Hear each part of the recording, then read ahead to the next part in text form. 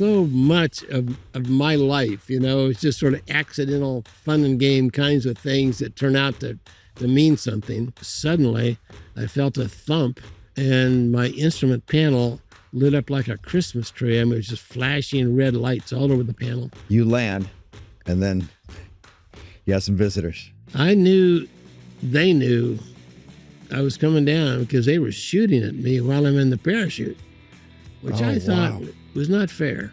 They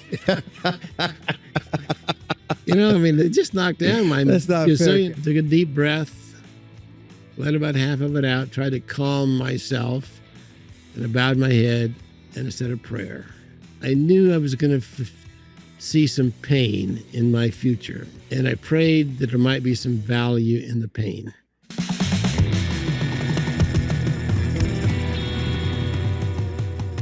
Welcome back to the Seano Show. I'm your host, Seano McFarland. Today's guest isn't just a hero.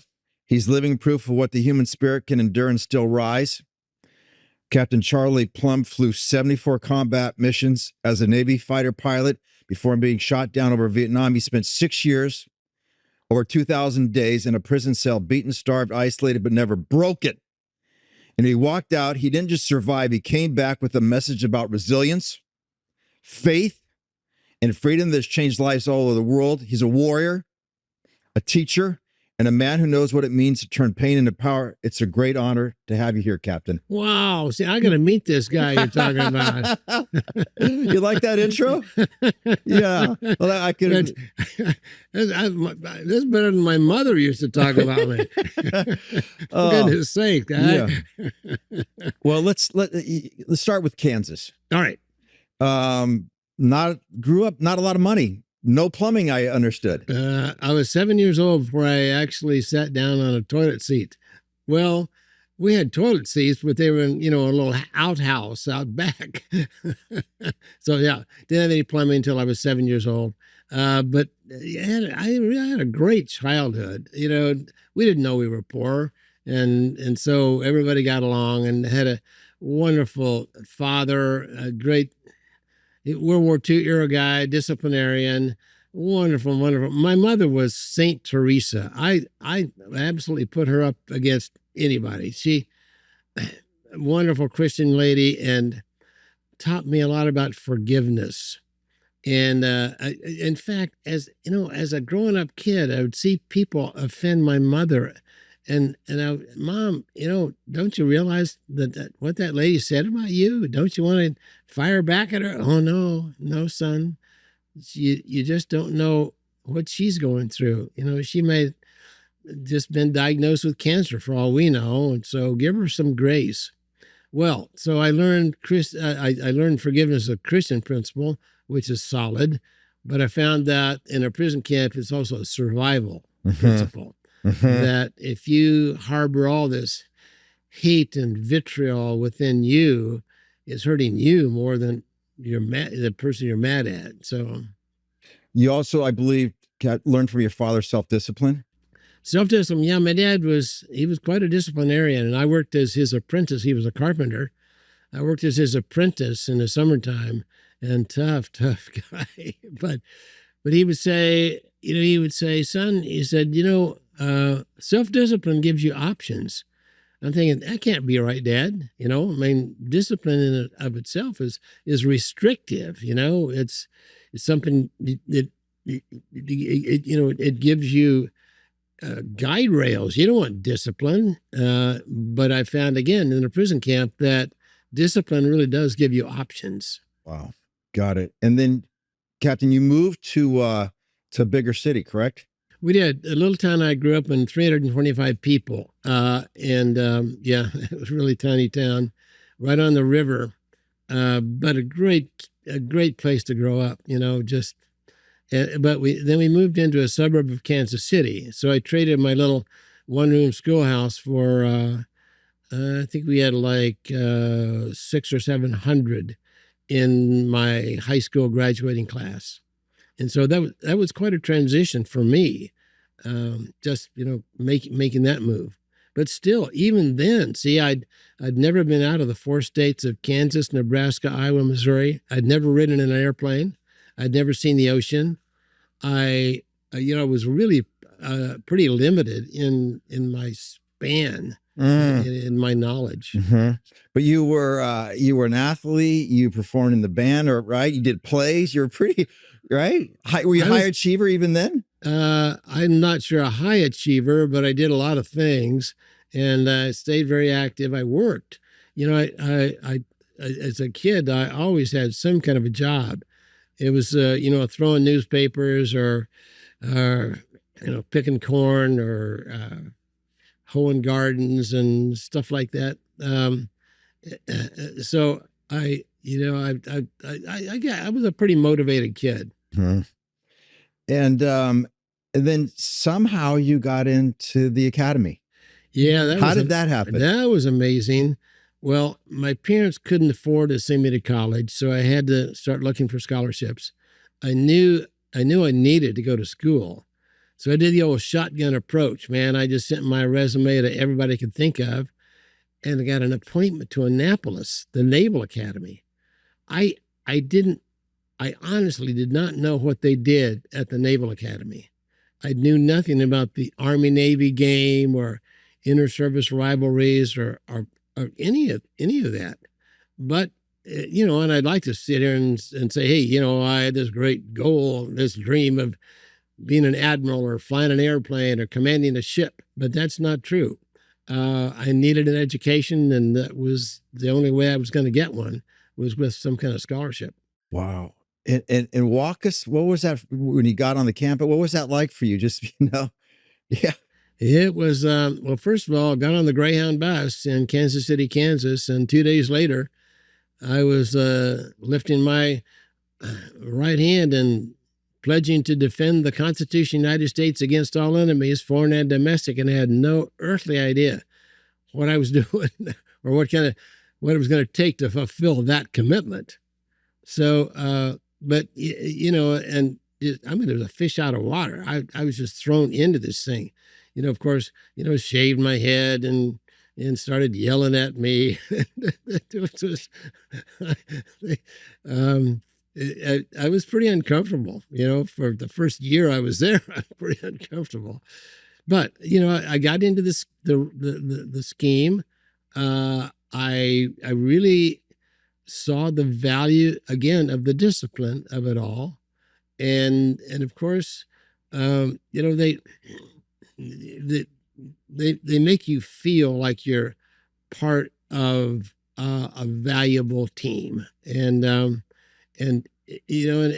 most military guys say, I'm fighting for my country, but mostly I'm fighting for the guy I'm next to, because and that's pretty much true. And at the Naval Academy, it was really true. We're all on sports teams. It was mandatory to be on sports teams, and we were all very highly motivated. And during that time, did you have healthy self-esteem? Did you believe in yourself, or did you? Yeah, I think I've always had pretty healthy self-esteem. I don't remember having any great goals in mind, but I was confident in who I was and what I was doing, and I think my personality is sort of an introverted, but I'm always ready to get involved and to do new things and take risks. I guess I pretty much got that from my dad, because he was a risk taker. And at the Naval Academy, you really have to step out and do things you don't know how to do. You sort of fake it till you make it in a lot of ways. I still do that today.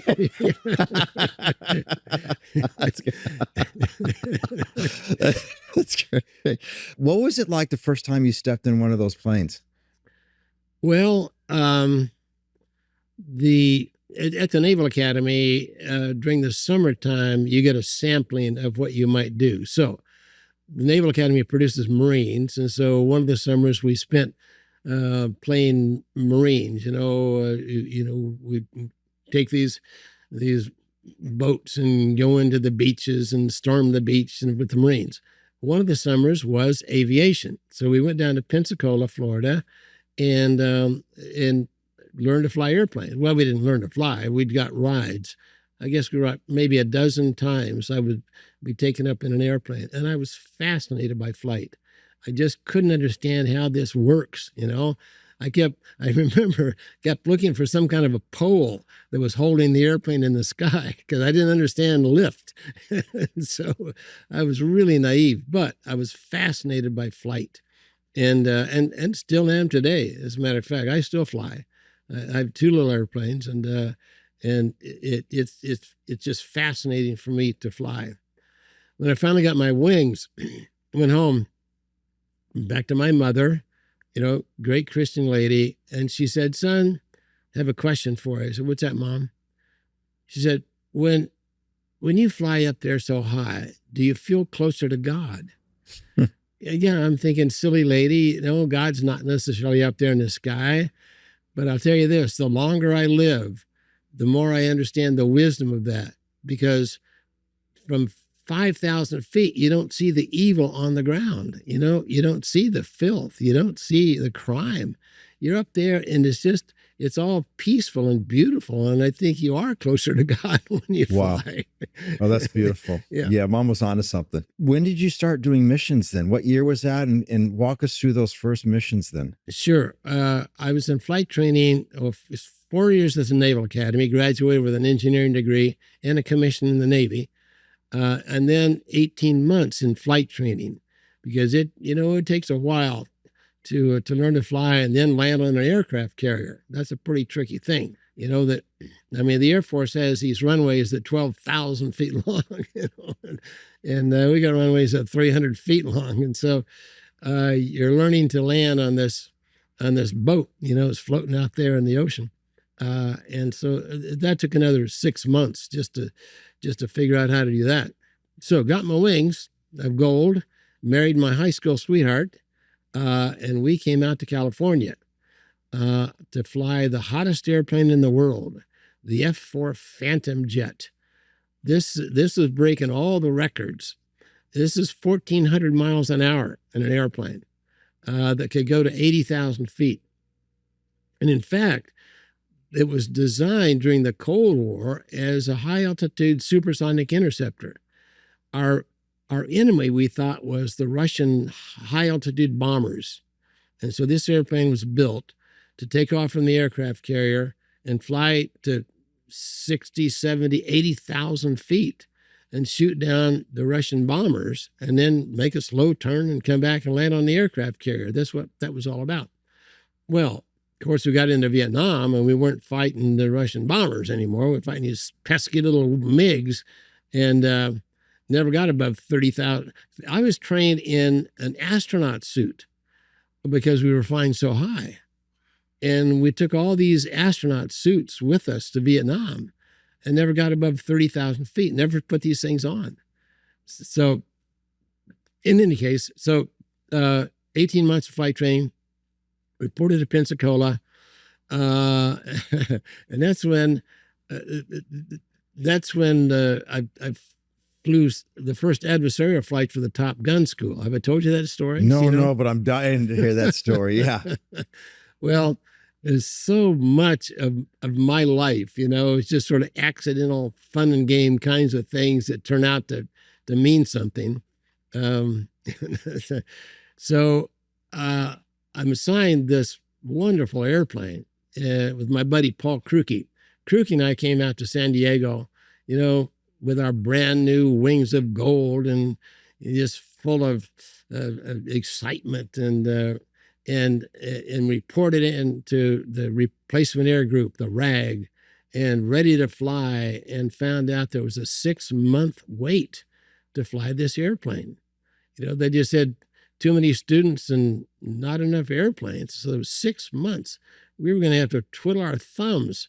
Well, so Krukey and I are walking down the flight line at Miramar Naval Air Station, and we run into an instrument training squadron. Okay, these are the guys that train pilots to fly in clouds, in soup, where you can't see a horizon. You know, you're flying blind, strictly on instruments. And the way you do this is they've got, well, we call it a bag. It is a bag, as a matter of fact. It's just a curtain that covers all of your windscreen. You can't see out because you got this curtain, and you're kind of in there in your little tent. So all you can see is your instrument panel. And so, and that's how you learn to fly in the soup. And so the instrument training squadron, well, these guys were flying the F-9F Cougar. Now, that was the airplane that we flew in flight training. We were qualified to fly this jet. And it was not a supersonic jet like the Phantoms.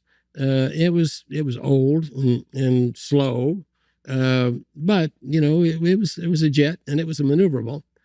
So Krukey and I signed on to this instrument training squadron just to fly airplanes, but it got really boring, and so we'd save a few $100 of jet fuel, and we would lurk off the coast of San Diego.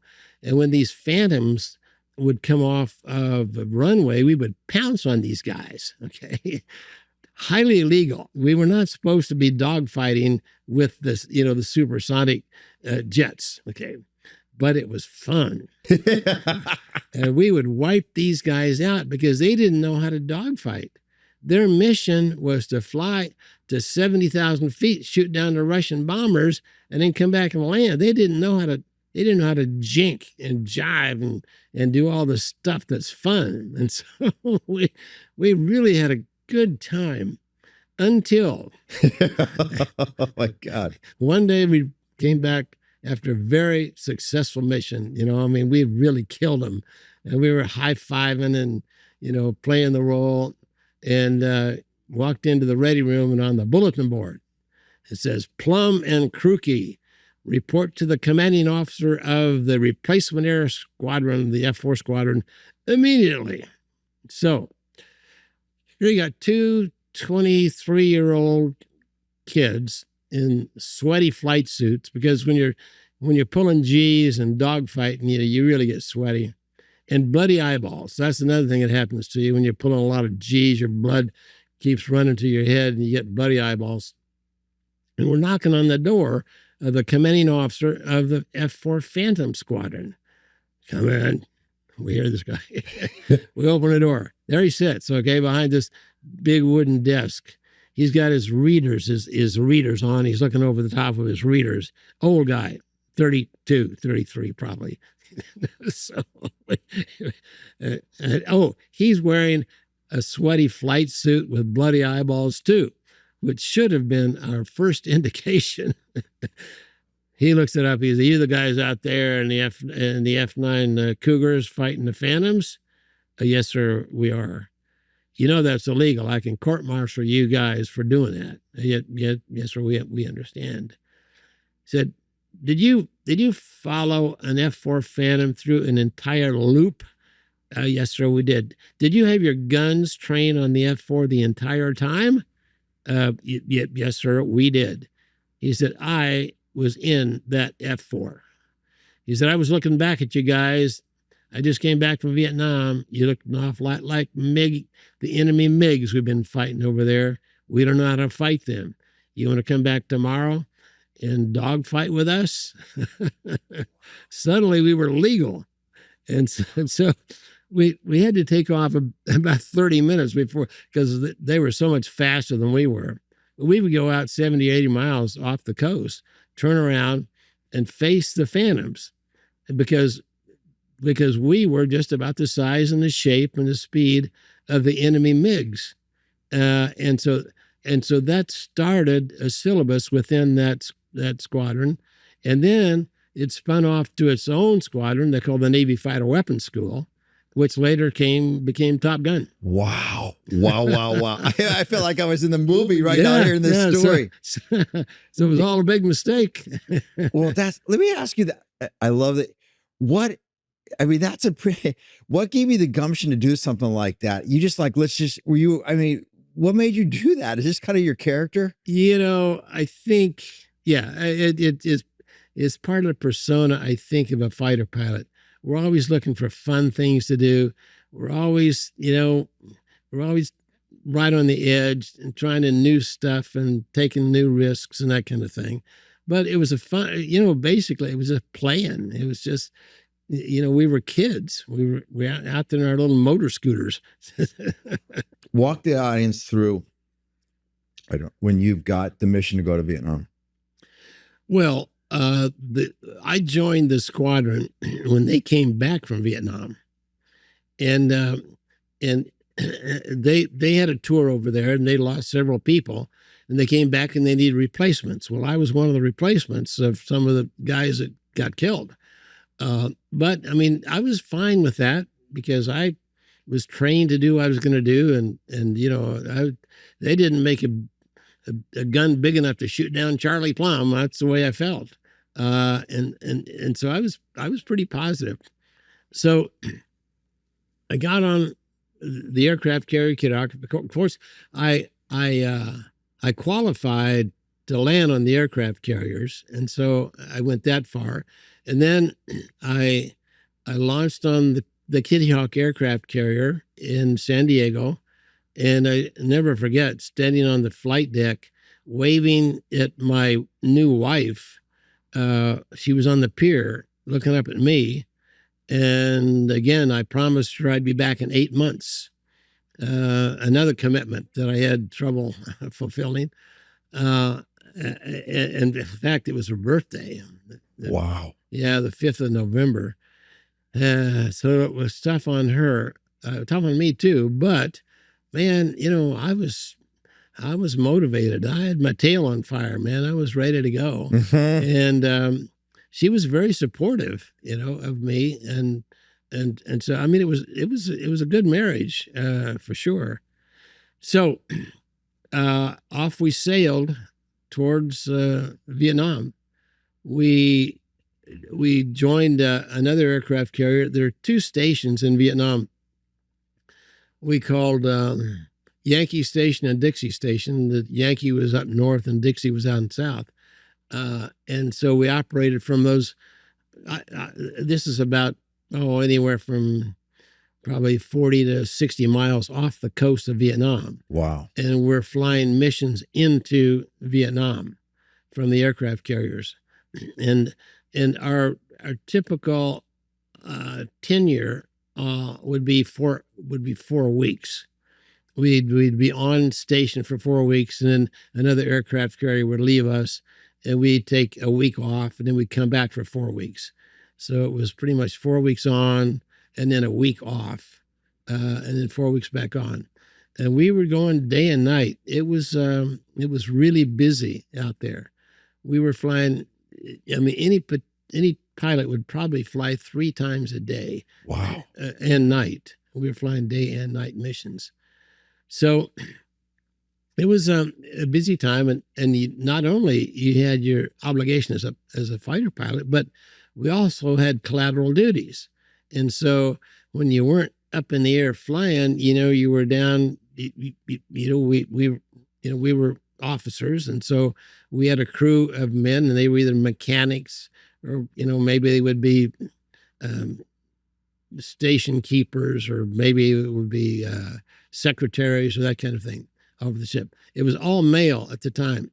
The Kitty Hawk was about 5,000 men on board the ship, and about 120 airplanes, and just the coordination of men and machines. We're talking about, first of all, we're talking about supersonic airplanes. We're talking about weapons, explosives.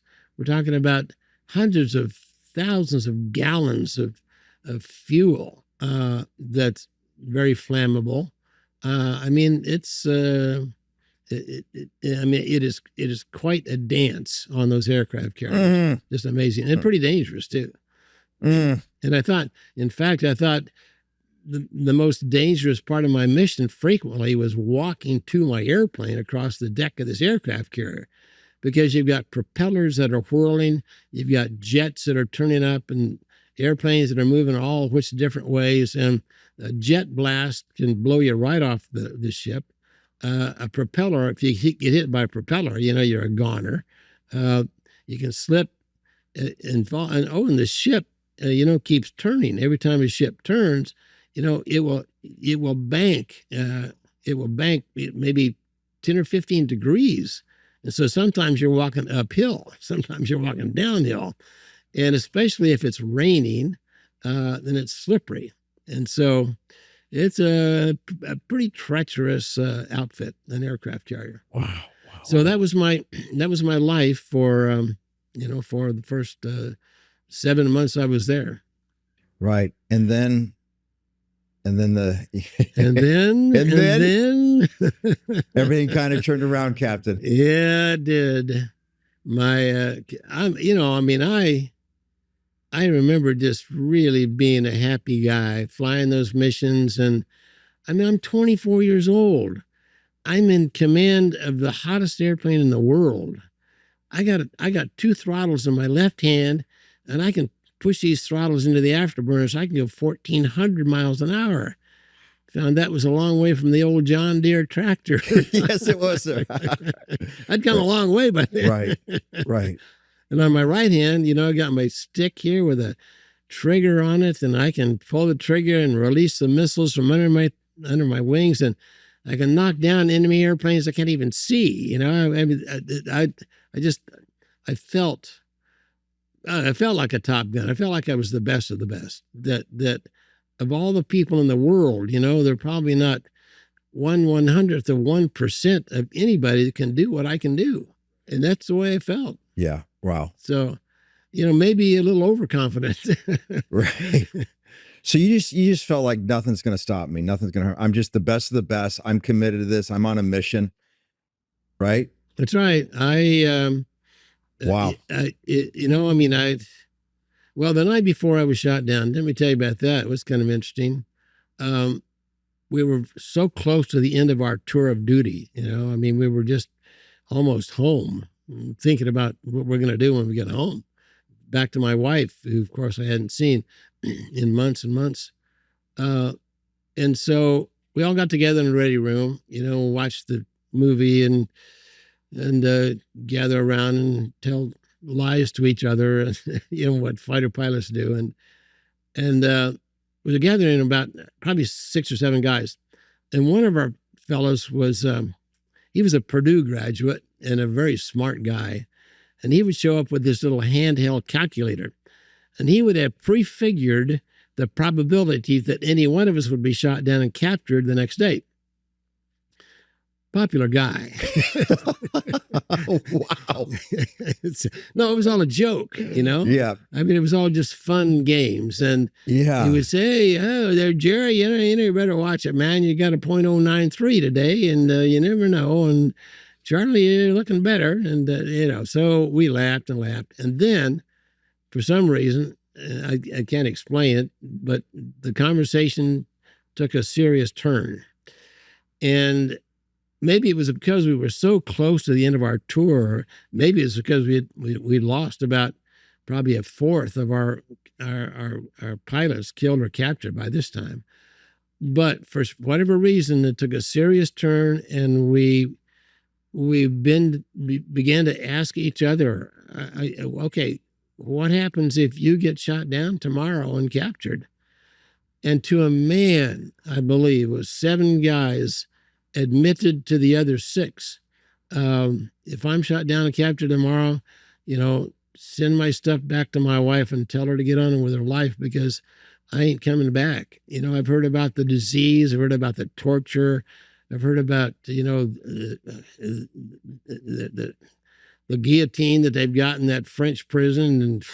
And so to a man, we all kind of agreed that if we were shot down and captured, it was fate worse than death. We weren't coming back. And I think that was the first time I can remember having a negative attitude towards what we were doing there, or at least personally not feeling so confident, So, wow. The next morning was a big strike. It was what we call an alpha strike.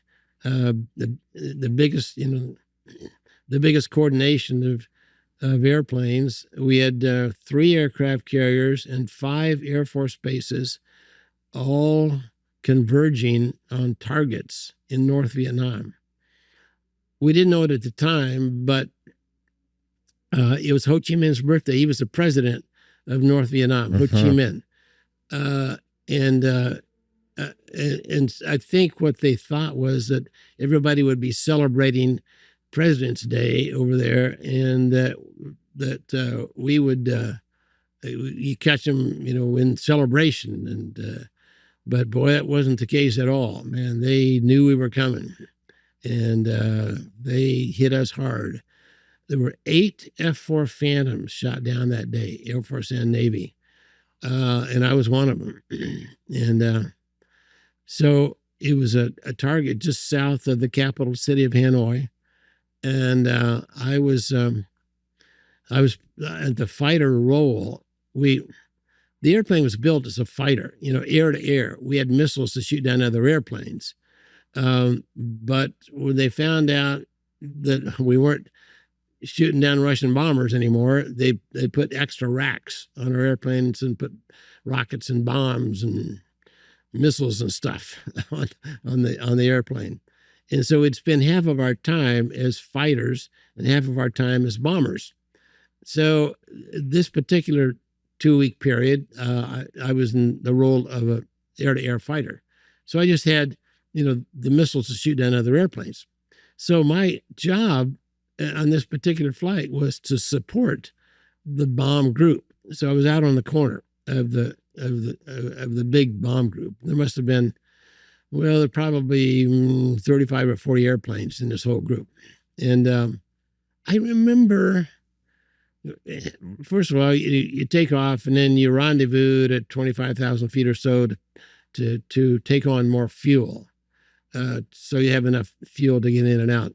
So you've got a tanker, an airborne tanker up there, an airplane flying around that streams the hose, about a 6-inch rubber hose.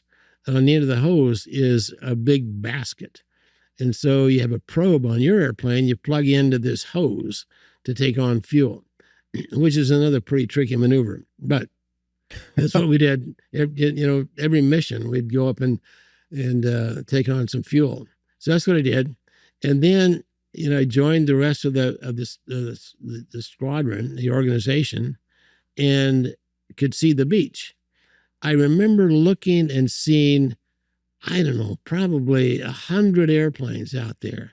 And I'm thinking, man, I am so proud to be a part of of such a force of this, a force for freedom, a force for our way of life. And as we all approach the beach, before all the flak and the small arms fire and the MiGs and everything else came up at us, because they pretty much owned the land and we owned the water in that war. And so when you're out over the water, you could breathe deeply. But once you got over the land, they had all their bases there. They had their anti-aircraft missiles there. They had anti-aircraft guns there. Everything just lit up once you went over the beach.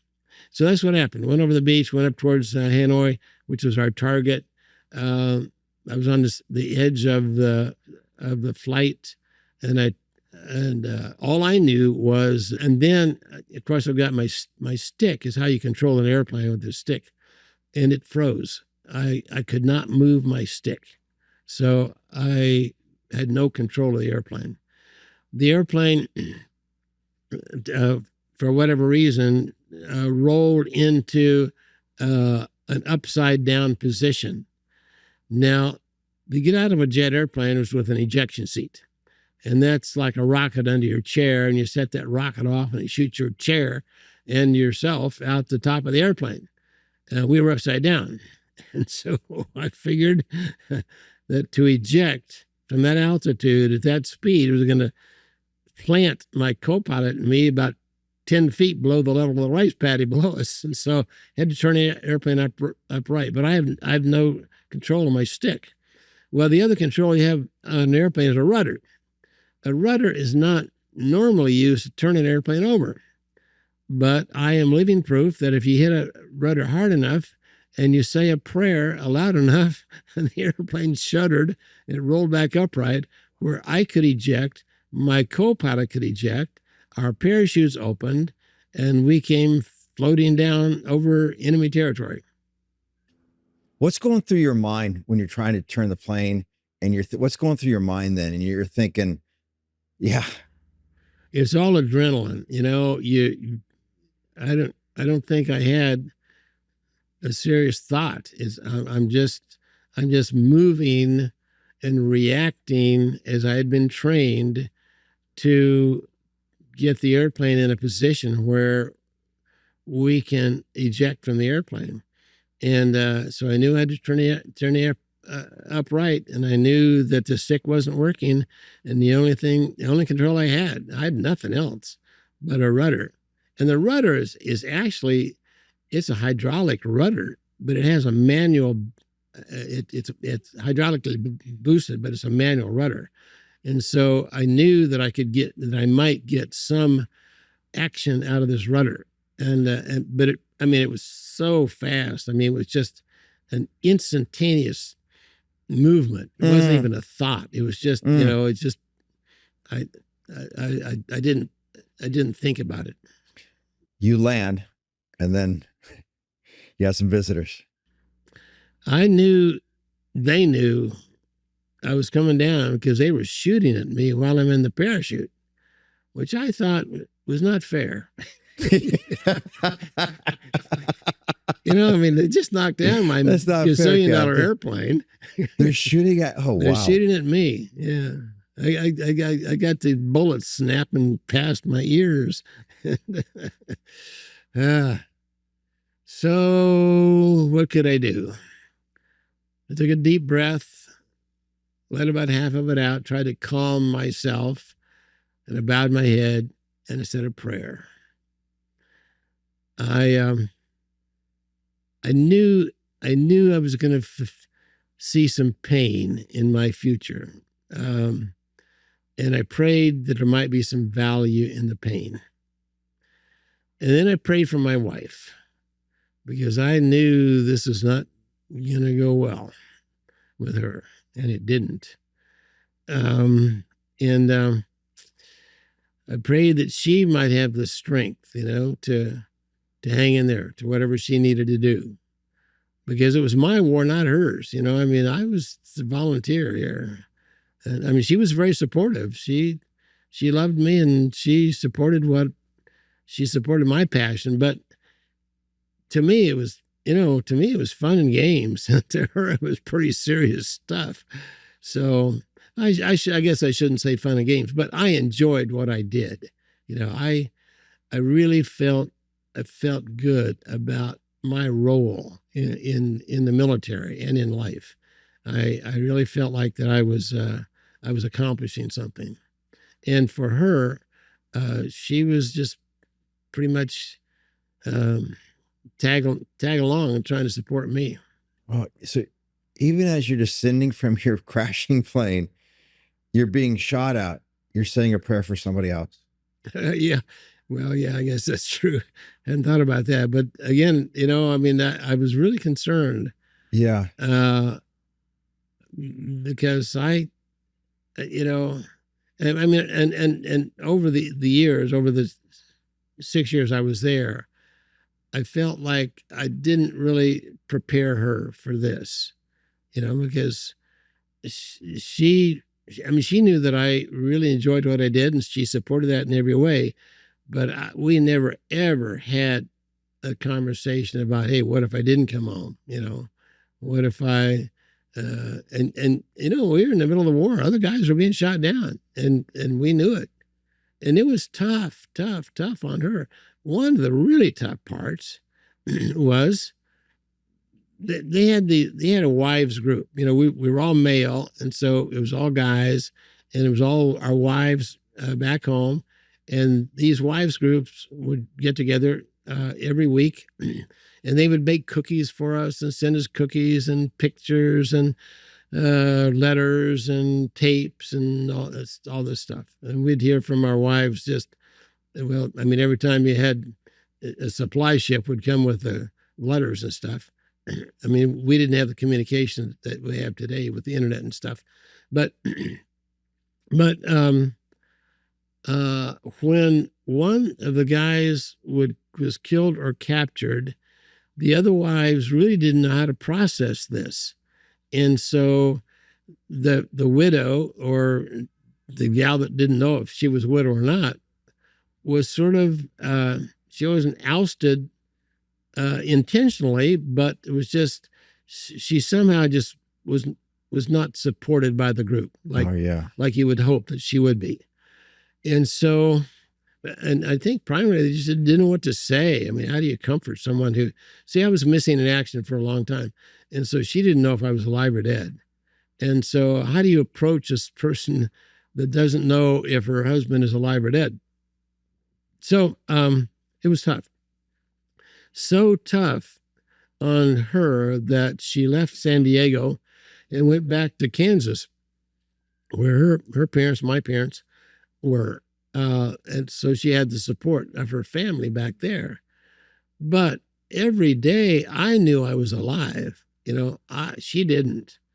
I knew I was going home someday and be better than ever. And she didn't know these things. And she had some physical problems connected to my being shot down. I have a brother 10 years younger than I am, who over those years was about the same age that my wife and I had dated. Okay, so, and we look a lot alike. And my brother would go over to mow her lawn in Kansas, and she would break out in serious hives. I mean, emergency room hives. She would be in the hospital for 2 or 3 days because she saw somebody that looked like me. And in fact, the doctor eventually restricted her from ever seeing my brother because it just had that effect on her. Okay. So it was, I mean, I think, we think about military and the tough thing that the fighters go through, but boy, the families are back here going through at least as much difficulty as we were at. Well, we're gonna talk about her in a little bit. Okay. Here, okay. More, but that's you're captured now. I am captured. I am tortured for military information, but more than that, primarily political propaganda. They wanted me to say bad things about America and good things about communism. So it was it was a difficult time. Ropes and irons and whips primarily were their torture techniques. There was some waterboarding. I was never waterboarded while I was there, but there was some of that was done. Some guys were faced a firing squad, and then it was all kind of a hoax. They would put a pistol up to their head and ask them questions, and if they didn't answer, they would pull the trigger, but there was no bullet in the chamber, so it was just a click. As far as I know, nobody was ever executed in a prison camp. We lost about 27 guys, but primarily from disease. I had actually a couple of guys were tortured to death, but nobody was put in front of a firing squad and killed that I know of. It's incredible what you did in there, though. Can you talk about the tapping? Sure. We were restricted from communicating with anybody else. And originally, when they had enough space, we were all in solitary confinement cells. We were in jail cells. It wasn't the Hogan's Heroes POW camp that you think of, And ironically, our training was based on World War II and Korean War POW camps. But and we saw none of that. It was all a jail. And so we were locked in there, no windows, a big door with a flap in the door where, they could come and open the flap and see me anytime.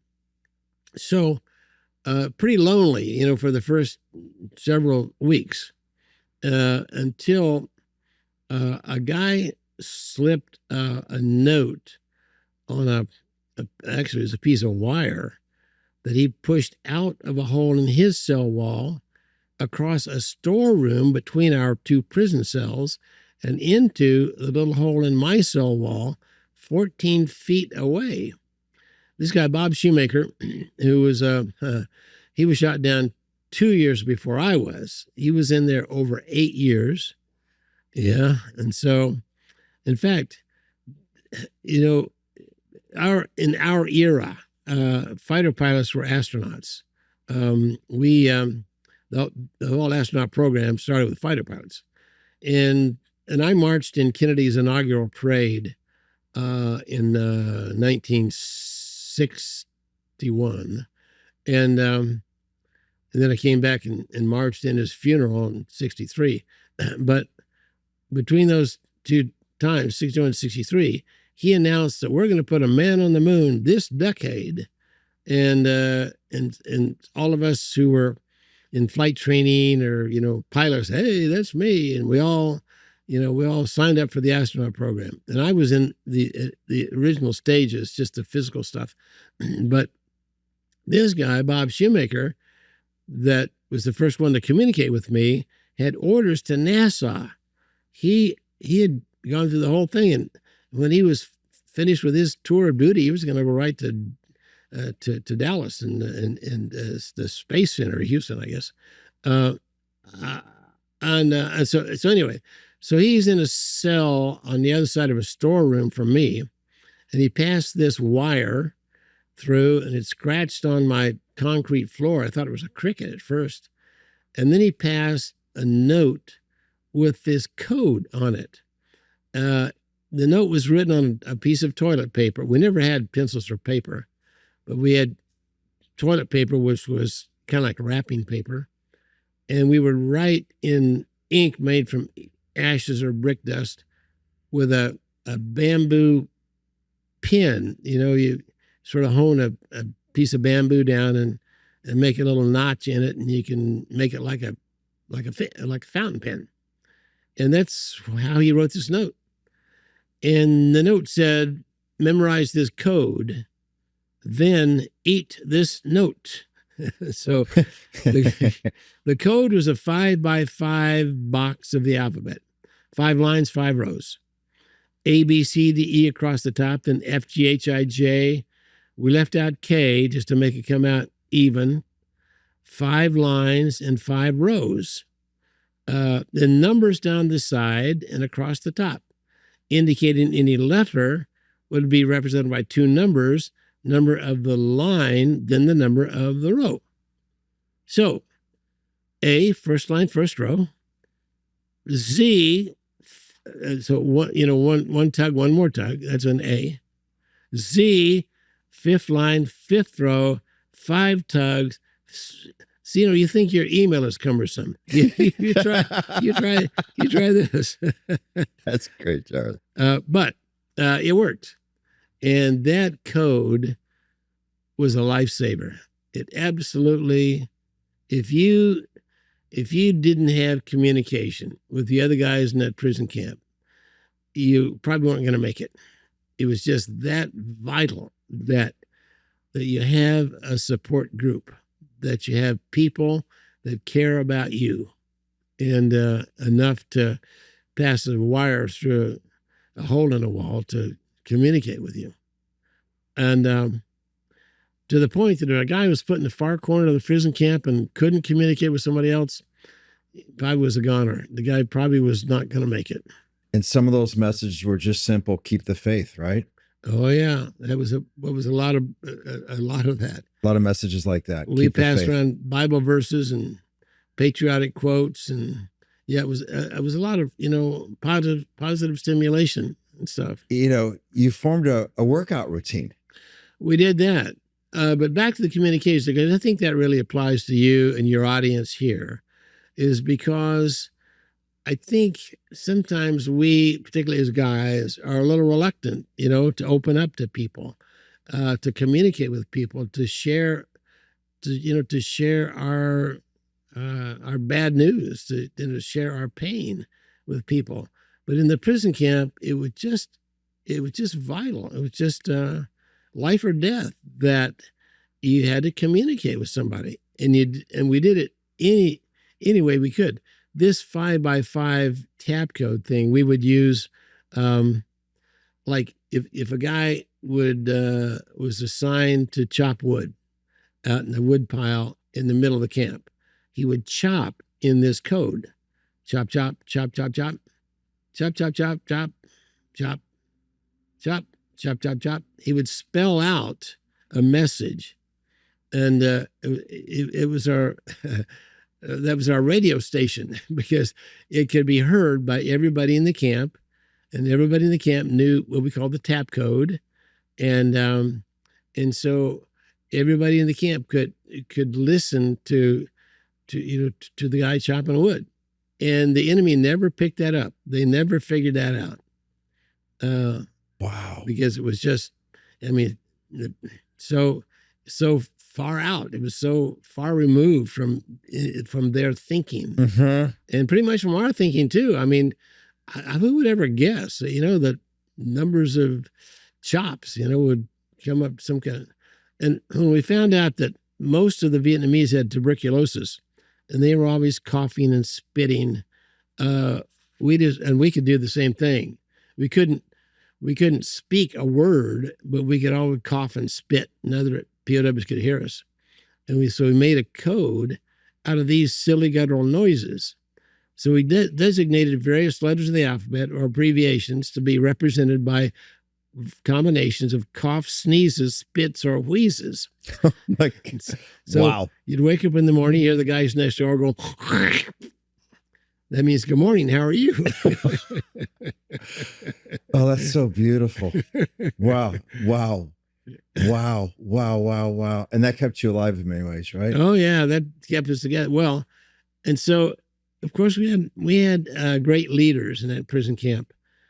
In fact, one of the first messages that Bob Shoemaker sent to me, just tugging on this wire in the numbers to represent letters, he said to me one time, he said, "You don't know it yet, but you've just joined the best team you'll ever play on, bar none." He said, "You don't know this yet, but you will see the best American leadership in this prison camp that you will ever see the rest of your life, bar none." He said, "Our leadership have redefined our mission here. They have redefined who we are and how we're supposed to respond." He said, "Our leaders tell us that we are not victims at all. We are not being oppressed. We are not being put upon." I said, so pull up your big boy pants. We got a war to fight. That turned the whole thing around. Wow. Yeah, it was. Now I got to tell you this, as a junior officer, because I was lieutenant junior grade. I'm 24 years old, and I'm thinking this is craziness. I mean, I'm in a prison cell, for goodness sake, and the guy says that I'm supposed to be on the offensive here. I'm not a victim here. I really kind of didn't believe it and kind of ignored it at first, to think, that I had some control of my destiny. But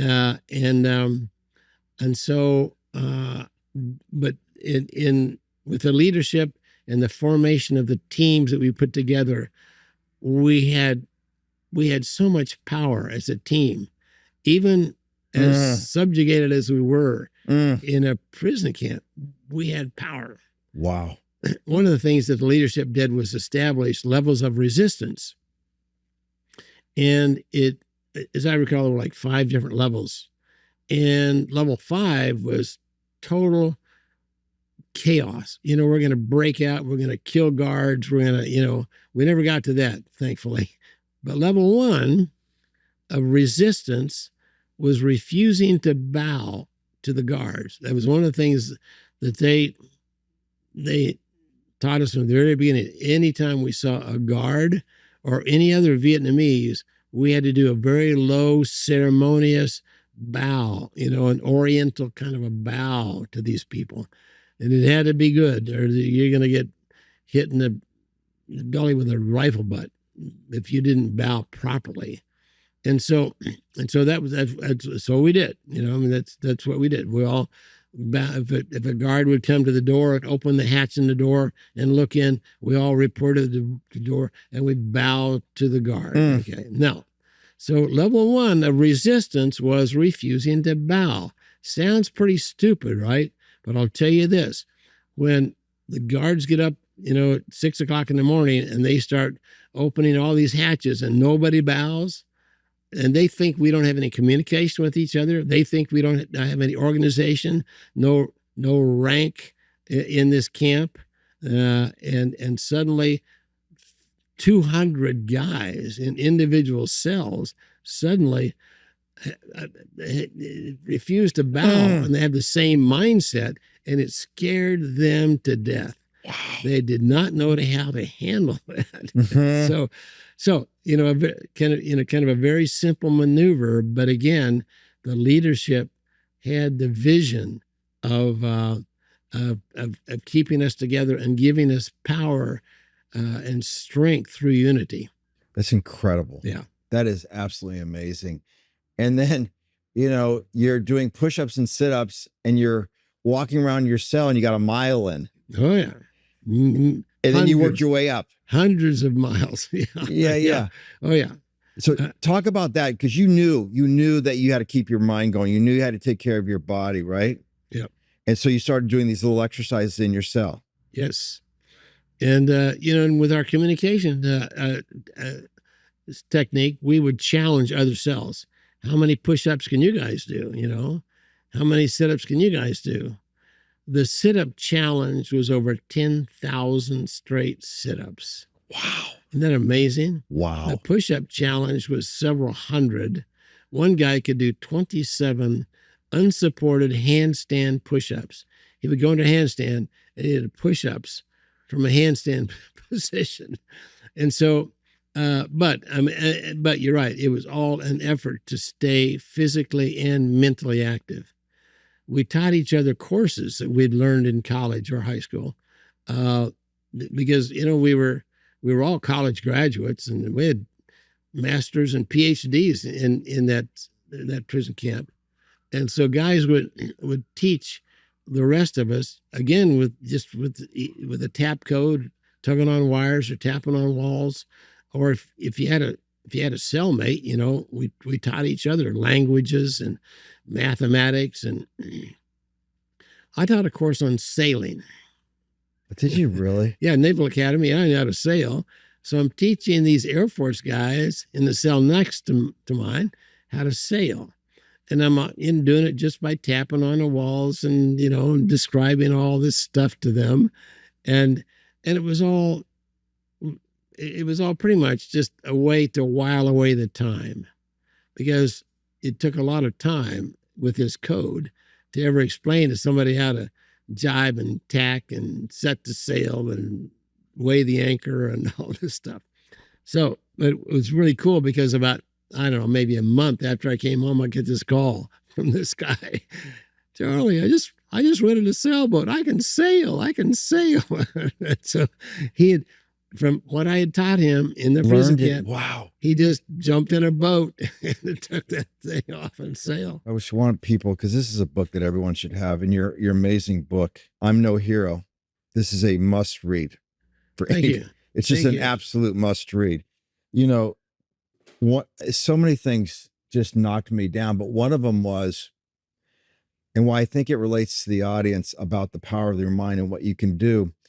I just love the image of you reciting Bible quotes, Bible verses, and then playing the piano. I mean, I couldn't stop crying.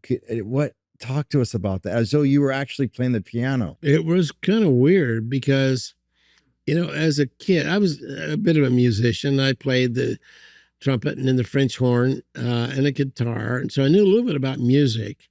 And I knew that my span was an octave plus one. I could span 9 notes.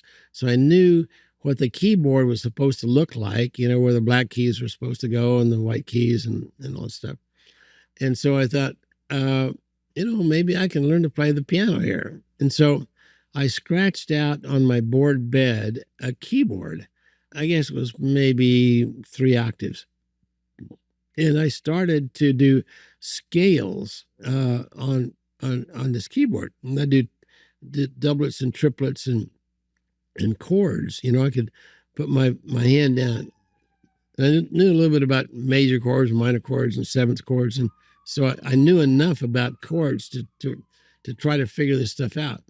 And the weird part of this was that if I would put my hand down playing a certain chord, but I had one finger wrong, I could hear the discord. I could hear the fact that my finger was, and I'm on a wood, I'm on a blank of wood here. There's no music coming out of this, but I could actually hear the mistake that I was making with this. And so, and then I moved into with a roommate with a guy that knew how to play the piano. And so he taught me a lot more than I already knew at that time of just, basic songs and stuff. Wow, that is amazing. Let me just, so many, part of the mantras you guys had, we return with honor. Right. Can you talk about that, Captain? Sure. That was the motto, the slogan that our leadership came up with. And Jim Stockdale was our hero over there. He was a Navy commander, and he was we call him CAG, C-A-G. He was a commander of the air group, which was a big deal. He commanded all the airplanes on that ship. And so he was the CAG, and he was a Navy commander, but he had already been promoted to captain, but he hadn't pinned on his captain bars. And so he was the SRO, the senior residing officer, which was an important thing. Whenever we moved to a new camp and we'd get communication with everybody in the camp, that was the first question we asked was, what's your data rank and what's your lineal number? Because we needed to know who was senior to whom. And that was just really important to all of us, that we knew who was in charge. And so this guy, Jim Stockdale, was he was a Navy commander and just promoted to captain, and a CAG, which was way above any of our levels. We had some guys in there who were squadron commanders, but never a commander of the air group. And so he was a CAG. So he took control. And when they and the enemy knew that he was trying to lead the rest of us, and he was really beaten up because he was the leader, and he took punishment for the rest of us, and many times. And in one case, they wanted him, being the senior guy, they wanted him to see a delegation. These delegations would come over from Eastern Europe, or in fact, some from the United States. Jane Fonda was a part of a delegation. She was a very famous movie actress, and she came over there as part of a delegation. So they told Stockdale that he was going to see a delegation, and they tortured him to say good things about the communism and bad things about capitalism. And so he took a stool that he had in his room, and he battered his face so that he would be so ugly that they wouldn't show him on film, and nearly killed him, as a matter of fact, because he battered himself up so violently. But so that was Jim Stockdale. But he was the one who came up with this motto, return with honor. He said, every decision you make, you want to see through this prism. Is this honorable? Am I going to return with honor? And those 3 simple words became our motto. We commissioned, Jim died several years ago, but we commissioned a destroyer in San Diego. That's been 6 or 8 years ago. And my wife and my son and I went to San Diego, and we rode that destroyer, and it's called the USS Stockdale. It's named after Jim Stockdale. And we rode that destroyer overnight up to Port Hueneme. here closer to L.A. to commission the ship.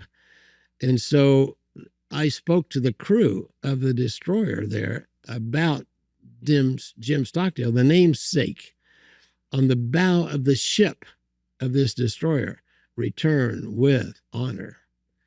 Wow. That's beautiful. Yeah. God, that's really beautiful. Was. Wow. Okay. Let's talk about the why. You had to have a why, right? And people will want to know, how did they not break you? How did you keep your light on? And you talk about you had to have a why.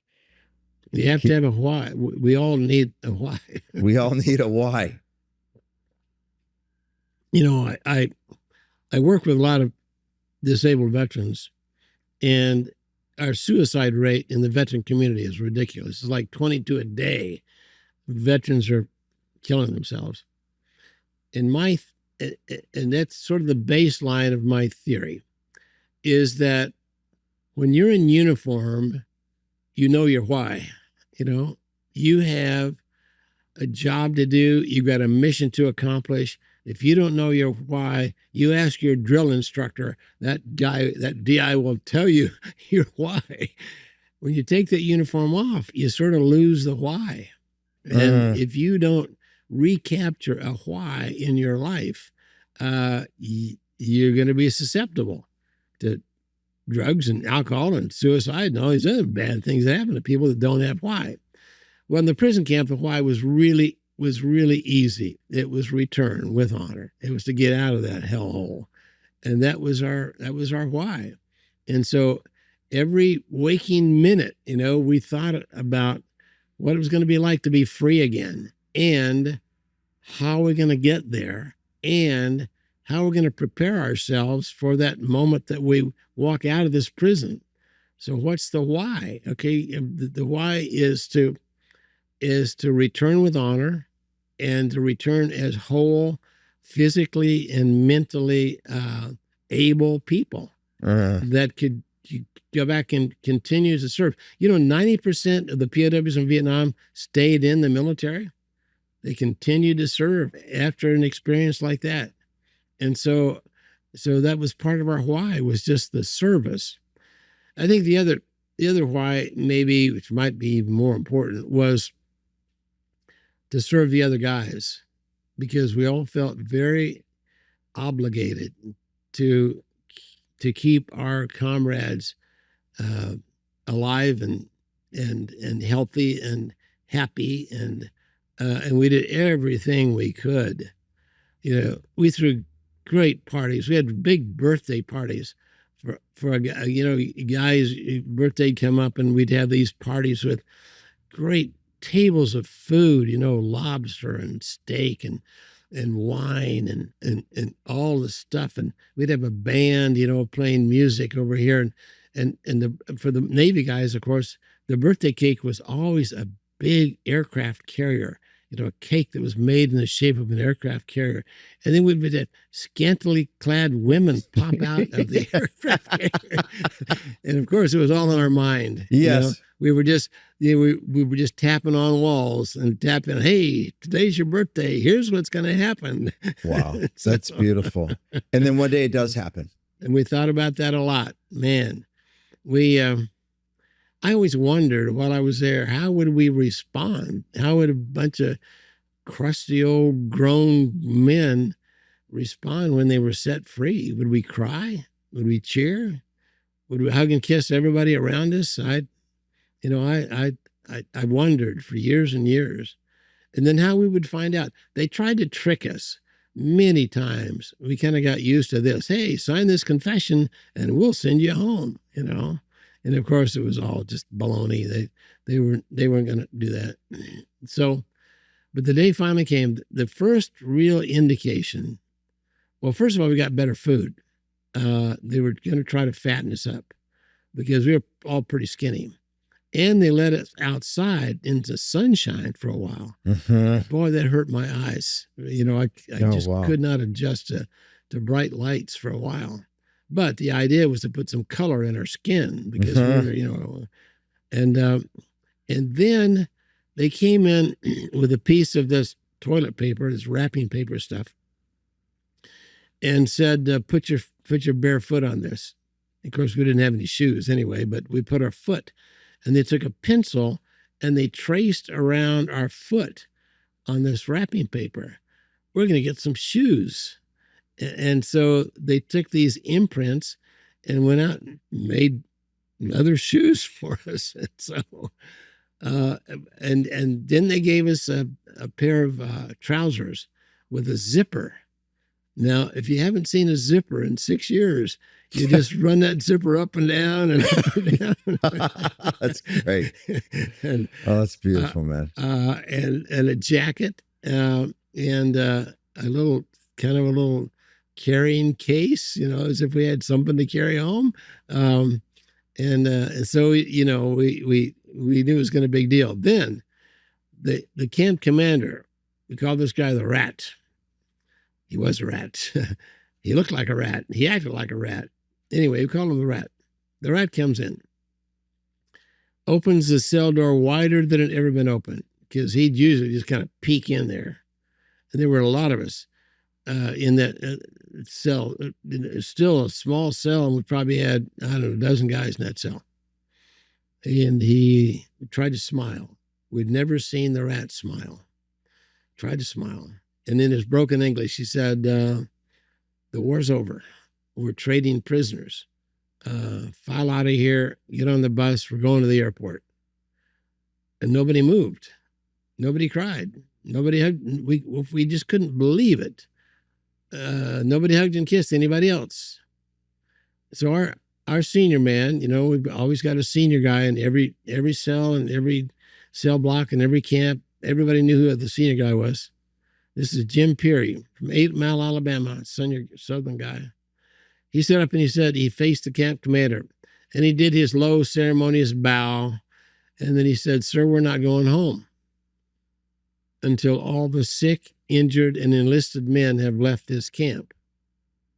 Well, the Rat couldn't believe this. He was incredulous. The Rat said, "Wait a minute, Peary, you don't understand my English. I'm offering you your freedom." And Peary said, "Freedom is vital to us. It's what we've been hoping for years. But we will not accept freedom without our integrity.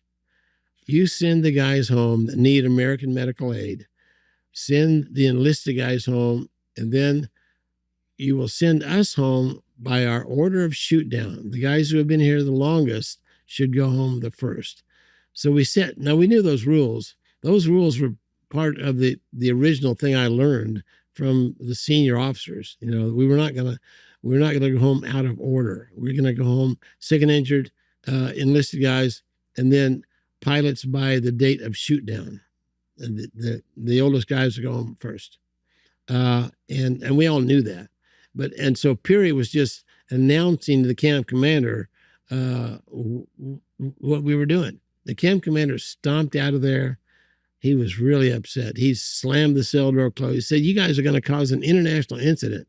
He said, "We got all these dignitaries here, and we're ready for the release, and you guys are not conforming." So he ran up to the head shed, and he came back with a printout, and it was the manifest, the first plane load of guys. It was also our prayer list, the guys we'd been praying for, the sick and injured and enlisted guys among us. So they went on the first plane, and now it was going to be our turn. And so we called cadence and marched to the bus and got on the bus over the dike. From the top of the dike, we could see the runway. And we knew this runway, we'd flown over there a lot of times, but this time it's got an Air Force C-141 cargo jet on the runway, ready to take us home. And so still no response. Nobody cried, nobody cheered, nobody hugged and kissed anybody else.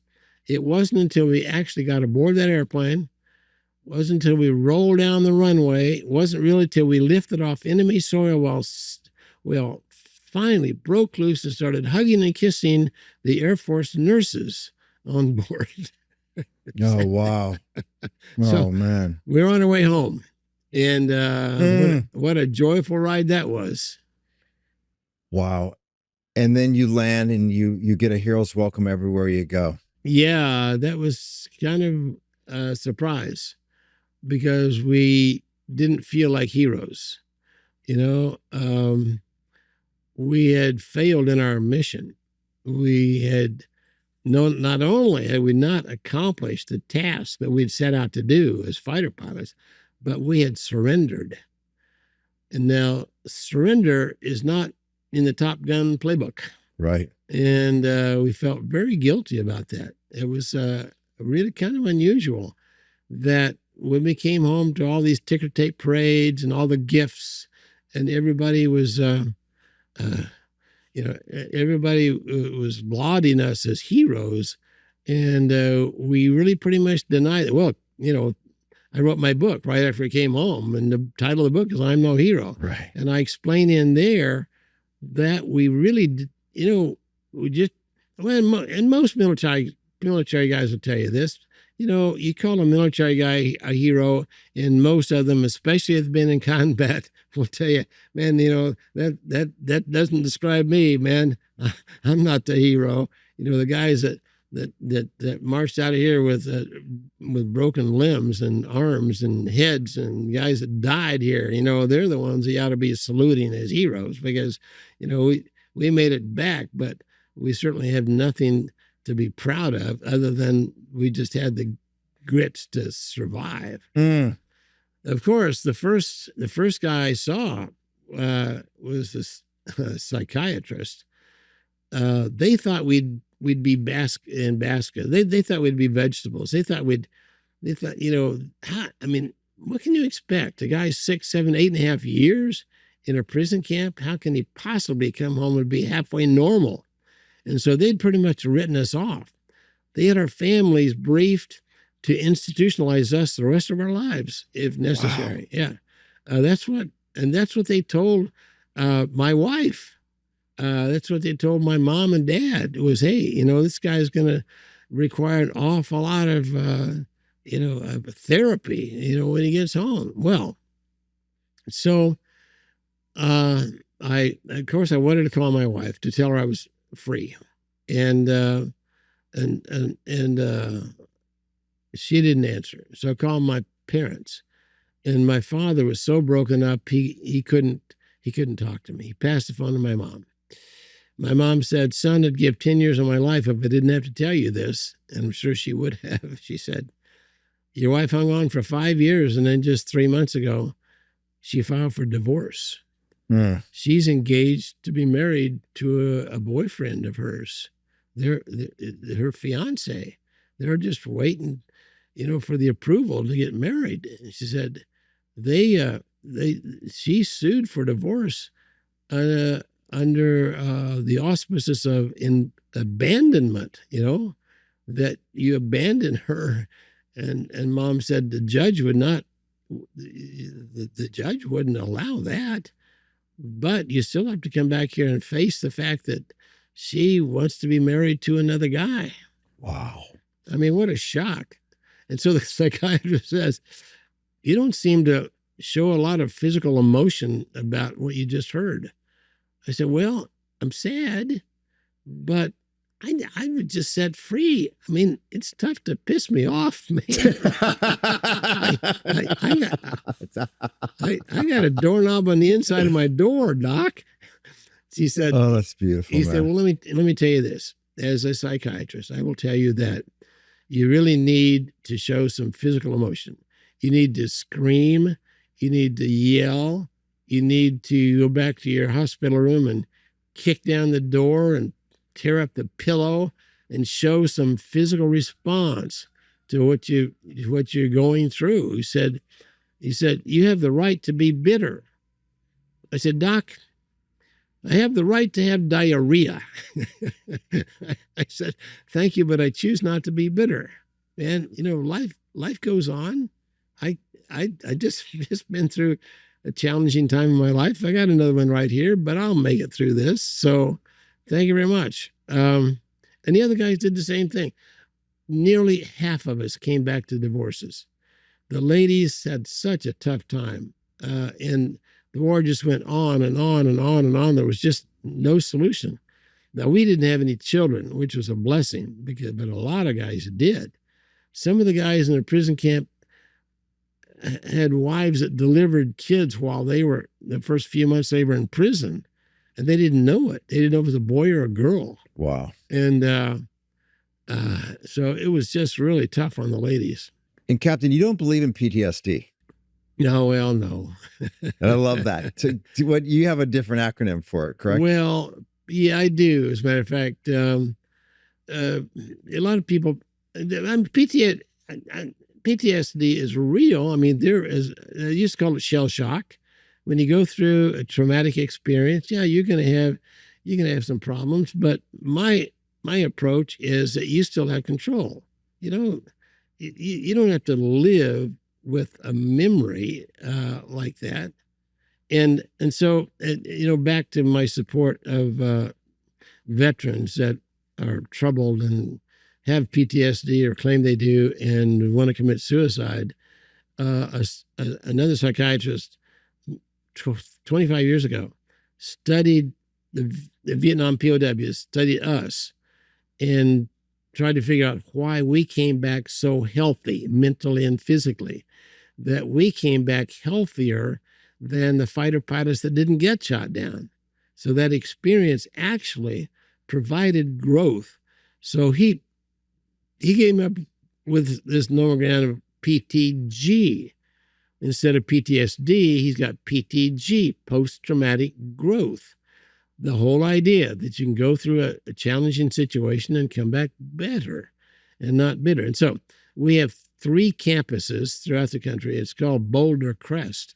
And Boulder Crest has 3 ranches where we rehabilitate soldiers and veterans with PTSD and turn it into PTG. And the whole idea that, yes, if you put your mind to it, you can actually benefit from adversity. And one of my mottos that I tell my audiences is adversity is a horrible thing to waste. The whole idea that if you take on the role of a victim, yeah, you're going to play that role and you're going to be the victim. Well, when you blame other people for your problem, you actually give away control of your life. You're blaming somebody else for something that's happening to you, so you don't have any responsibility for what's happening to you. You give it to somebody else, and so this is the challenge that we think that's causing a lot of suicides in the veterans, is that they blame other people for the problem and totally believe that they are incapable of deciding their own destiny, and they give away the power to other people or other things, and so we've been in business for 10 years. Boulder Crest been in business for 10 years, and we have rehabilitated about 160,000 veterans. Wow. And it's still going strong. There's no cost to the veteran. Right. It's all donations. Forgiveness that your mother taught you and her boy. You forgave your captors. Yep. Could you talk about that's very powerful for my audience? How do you forgive somebody who tortured you, who laughed at you, who did all these things to make you, just feel horrific about yourself? It's a selfish thing. It's for my benefit to forgive. Amen. Yeah. Right. And obviously it's a great Christian principle, but, well, let me tell you this. Okay, Bob Shoemaker that passed me the wire and taught me the code, and he's passing me Bible verses and patriotic quotes, and this poem that really kind of turned me around. And the poem is this: acid does more harm in the vessel it's stored than on the subject it's poured. What that meant to me was, I'm the vessel, and I've got this acid within me that I'm spouting out to the guards and the enemies and the people that tortured me, okay? But this is doing more harm in the vessel. It's doing me more harm than the guards that tortured me. They don't care. They're happy. They're happy that I'm that I'm yelling and screaming about them, but I'm killing myself. When I heard that and tried to digest that, and then put that together with Christian principles and my mom's forgiveness, I thought to myself, man, this is really a simple thing. And it is, in fact, a selfish thing. I am protecting myself by forgiving other people. And I believe that today. I live my life in this mode of forgiveness. And obviously, I mean, I'm not even thinking about the driver that cut me off, on the 101. I'm thinking about, hey, this is detrimental to me and my psyche.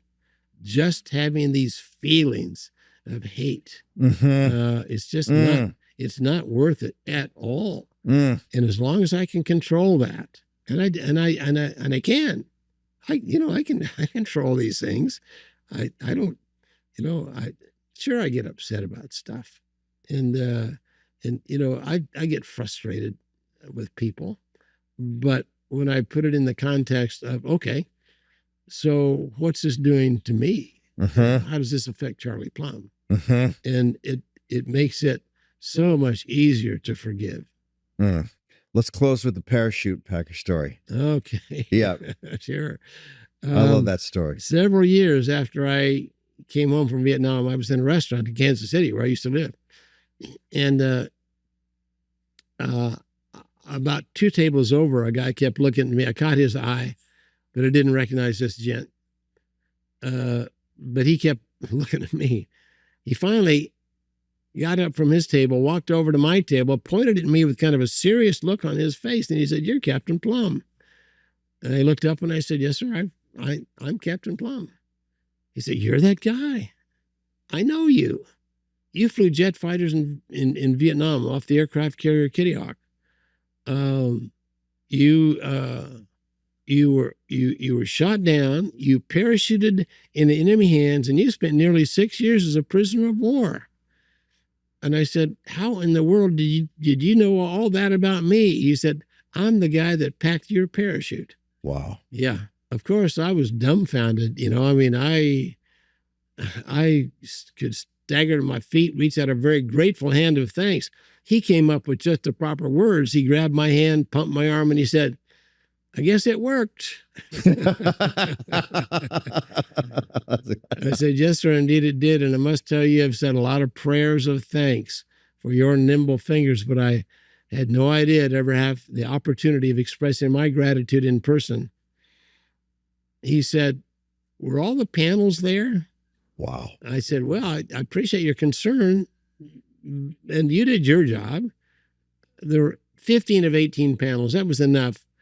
And the torn panels were my fault. I ejected from that F-4 Phantom jet at 600 miles an hour and close to the ground. I was well outside the parameters of that parachute. You did your job packing it. I didn't do my job as using it." I said, "But let me ask you a question." I said, "You keep track of all the parachutes you pack?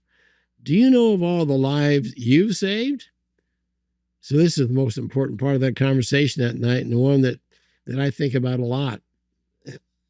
He said, "No, I don't keep track of all the parachutes I pack." He said, "It's enough gratification for me just to know that I've served, just to know that I've helped somebody out along life's rocky road."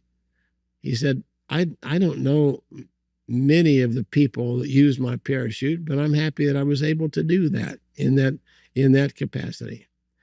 So I use that as kind of a metaphor and asking an audience, well, who packs your parachute? And how did you learn the baseline stuff that you operate today? Did you learn that from a coach, or from a preacher, or from a mom or a dad or a big sister?